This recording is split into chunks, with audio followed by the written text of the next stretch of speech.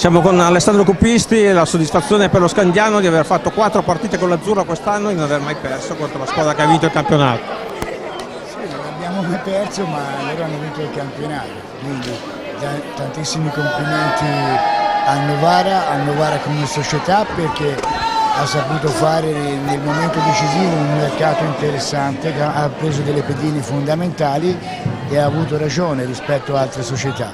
E poi personalmente io farei complimenti a un allenatore che spesso è sottovalutato, che è Campanati Paolo, che secondo me ha fatto un grandissimo lavoro. Lei di portiere se ne intende, oggi è stato anche un duello tra due grandissimi estremi difensori giovani promettenti come Bernardelli e Raveggi, che hanno fatto delle belle parate. Sì, i due portieri hanno parato, normale, ma è stata secondo me una bella partita dove tutte e due le squadre volevano vincere. Alla fine il pareggio accontenta, diciamo, Novara perché non gli rovina la festa, e personalmente io rimango arrabbiato perché alcuni giocatori miei sono andati in ferie un po' troppo presto.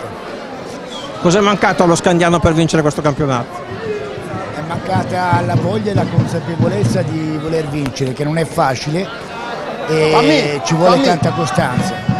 Quindi la società sa che dovrà lavorare e il prossimo anno ripartirà, e mi auguro che facciano una squadra per poter andare su. Io, come ho già detto, lascio lo Scandiano stasera e torno a casa. Grazie, complimenti.